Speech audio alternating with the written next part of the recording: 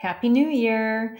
I wanted to come on for a short solo episode just to say Happy New Year and to share some new news with you. And I will be doing more of these solo episodes this year coming up in 2023. So, based on your feedback, I'm going to start doing these podcasts every other week.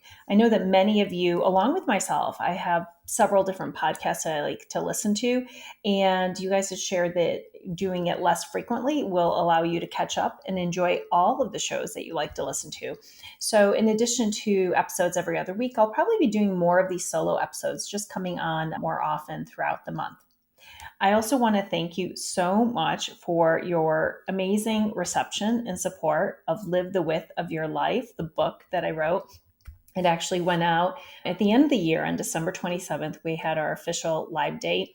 And I cannot tell you how excited I am. The weekend of the launch and actually the day itself, we hit international bestseller in several categories, which is just amazing.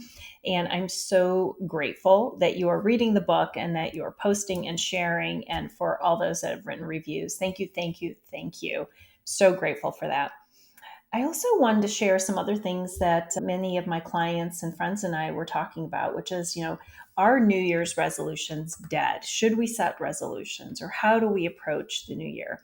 So I thought I would share what I love to do, and maybe there's something here that resonates with you, but I also want to hear the things that you enjoy doing in a new year.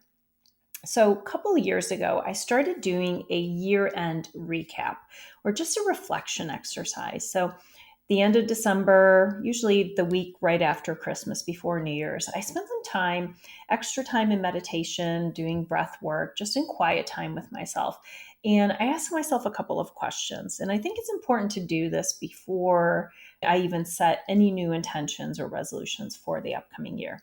So I asked myself a couple questions, which is, how did I spend the majority of my time this year? I look through my calendar and I take a look at what my calendar looks like, because I put everything in there. I put in my self care, I put in trips, I put in time that I block to do things that bring me joy, my daily joy. And of course, all the work meetings and client calls and everything else. So I asked myself, where did I spend the majority of my time? And I include all my social stuff on my calendar as well and in my planner.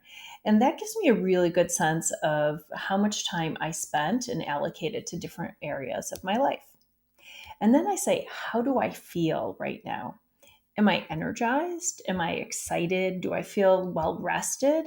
Am I tired? Am I stressed? And that's a really good gauge to say, is where I spent my time, does that align to how I want to feel and the energy and the frequency and the vibration that I bring into this world? And then I take a look at photos. I look at photos taken throughout the year and just see, who do I spend time with? What were the relationships that were most meaningful to me? Did I spend enough time with my family, with my friends, with my husband, with my children? Did I spend time doing things that I enjoy, maybe time in nature or enjoying the beautiful outdoors, etc.? And if the answer is no, that is a really good gauge for me to make some changes in the upcoming year.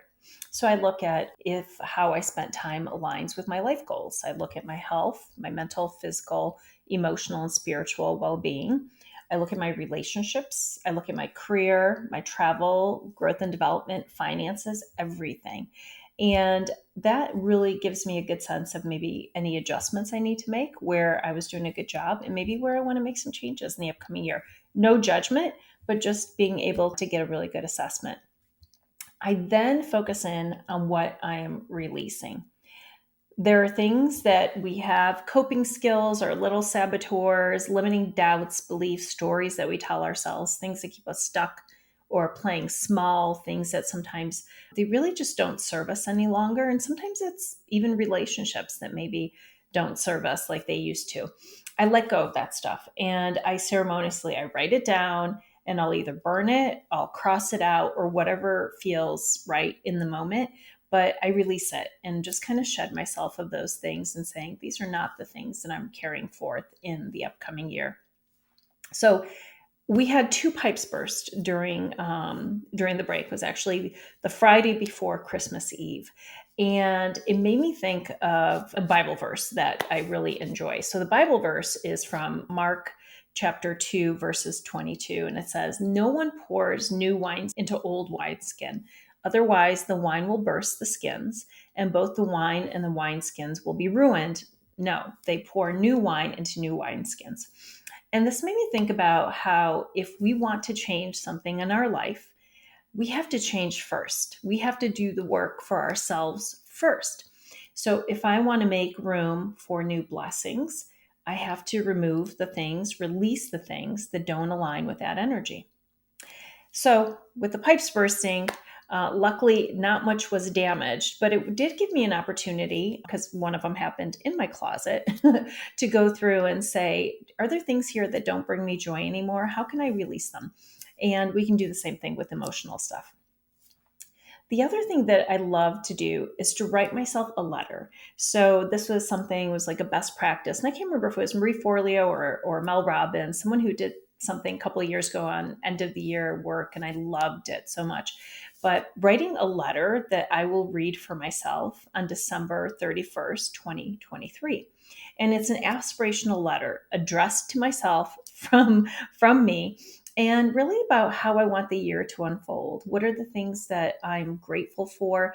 What are the things that I've made time for? How I've given back, service to my community, etc. All the things that are most important to me. And it's aspirational, but it's written in the present tense. And I love the idea because it allows me to articulate to myself the things that are most important, those intentions that I want to set forth in the upcoming year. And there's something about writing them down or typing them that makes them really real. And I know that it's there. And so I don't usually read it after I write it until the end of the year, which is nice. And so it was great actually going back to the one I wrote for myself a year ago and seeing how many of the things that I intended for my life actually came true. And the other thing I love to do is to create vision boards. I've been doing this for years. And what I do is I create a vision board and I frame it and I have it directly in front of me. So right here in my office, on my altar where I meditate, I have my vision board. And I love putting pictures and words, things that just make me happy, that really elevate my energy, my vibration when I look at it. And having it there and seeing those images and reading it every single day right before I meditate and as I'm working, it just allows me to stay focused on the priorities and my intentions, the things that I think are important. We have distractions that come at us all the time. And for me, a vision board allows me to stay focused on the things that I said were most important. So last year, I was turning 50. So when I did the vision board, I had 22 was a year that I wanted to write my book and publish it. I wanted to launch a podcast. I wanted to have a big 50th birthday party. I wanted to travel a lot, to go back and see my grandfather, to spend time with friends. So it was very action, had very driven, very masculine energy in certain ways. And this year, as I started working on my vision board and after spending some time checking in with myself, I feel like this year is going to be much more about feminine energy, more being in flow, allowing, recommitting to my health, optimal health, mental, physical, spiritual, emotional, and just giving back, a lot of service, spending time with the people that I care about, making time for my self care, the things that are most important, making room for daily joy and abundance. And so that means more reading. I love to read, but just even more time in yoga, more time in meditation, even more breath work, hikes, things that I really enjoy. And I encourage you guys to do the same thing. It's just so wonderful to be able to have a visual representation of the things that are important to you. So, I want to thank you all for being a part of this community. I want to thank you for tuning into the podcast, supporting me in so many ways, for purchasing the book. And if you are ready to make 2023 the best year ever and you haven't purchased the book yet, take a look at it. You could take a look at it on Amazon, read the reviews that are available. But I created a book that I wanted to read, one that I think my clients want to read. And it has 365 daily posts with a journal prompt and a challenge, all focused on helping you create a life of intention and purpose, with more passion and with more peace, but ways that it's very actionable and digestible every single day. So I really hope that you take a look at it. And I am so grateful that you tuned in today as well. I wish you the best new year. And until next time, I'll see you next week.